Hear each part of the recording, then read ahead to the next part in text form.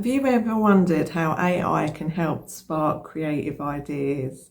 It's absolutely amazing, and I don't think I'll be able to create this rebrand without it, to be honest. In this video, I'm going to show you how I used AI and how I created my new logo.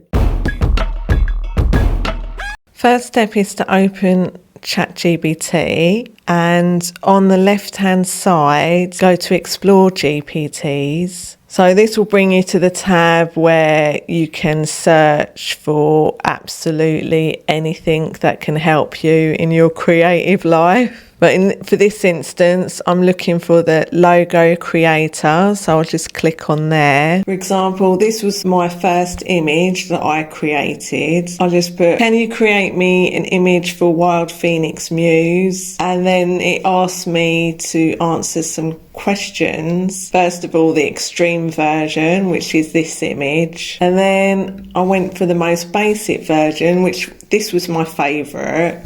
And then the in-between version. And this has kind of triggered me off into my brainstorming. However, I was always going to make my own logo because it's about me, it's about my transformation, it's about me taking control of my own life. So I knew that this couldn't be a computer generated thing, and plus it hasn't got my character in it. AI, I do believe, is all well and good, but we all have our own character. AI is only as good as the information you give it. I think this is an important thing to remember, is that AI is not going to be better than you. In these logos, they're not personal. You know, I'm not going to be able to put in my character, I don't think. No, I'm not going to be as fast as AI. Literally, that took seconds. This took me a few days. I wasn't happy with my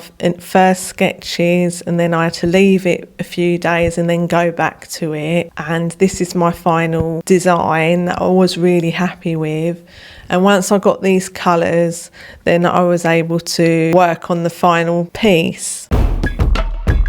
I went old school, and this is a paper stretching technique, and you can do it with any kind of paper. So this is like bog standard paper. Make sure the paper's wet and you put it to the board, and then you put tape around the paper, and then leave it to dry so it dries flat. So whenever you put fresh paint on it, you know, it gets the paper goes wavy, and when it dries, it'll dry completely flat. It's a great technique to use if you're on a budget or you haven't got much paper, or I don't know, any other reason. It's a great technique to know and to use. Once I was happy with the drawing, I then started painting the logo. Oh, so you're ready to go deep with me? So I'll start off with the dark blue, which represents the throat chakra, your voice. I felt like I lost my voice in my relationship. I lost my power. I lost who I was. And then I had to kind of find myself again. But each time I did, I'd come back stronger. So you've got the dark blue, which represents the darkness and solitude as well. But then that dark blue kind of breaks away in the ashes, and they're melting away into the greens. When we acknowledge the lessons that we learn, you'll always grow stronger and better. It starts turning to green, which is the heart chakra, represents growth, new beginnings, and I've done it all in a circle, not just because it's a logo and most logos are in circles, to show that everything goes in the circle of life, that life goes in cycles. You may see yourself in a dark hole again,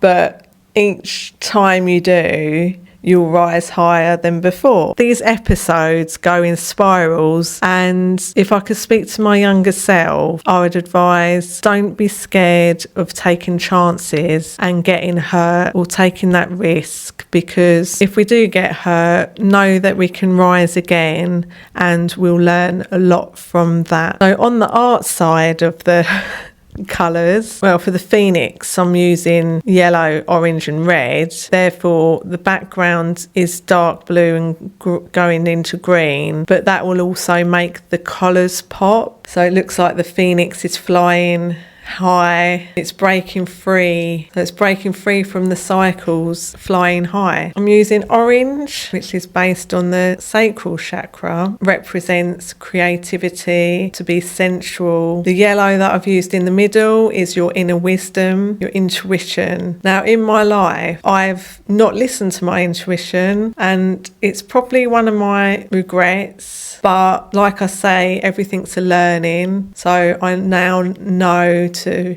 be guided by my intuition more than ever. And then it leaves the red, which is based on the root chakra, strength and resilience. So overall, I'd like this to be a symbol of hope, to guide others into listening to their intuition, their inner wisdom, their inner love, and also a reminder for myself, a symbol of transformation and stepping into your full-blown power unapologetically, to be free, to be you and me. That's everything. So I hope you've enjoyed this video. Next one, I'll show you how I put the logo into Canva. So if you did like this, please give me the thumbs up, and if you'd like to see more from me, please do subscribe. Thank you so much for watching. Bye for now, and have fun being creative.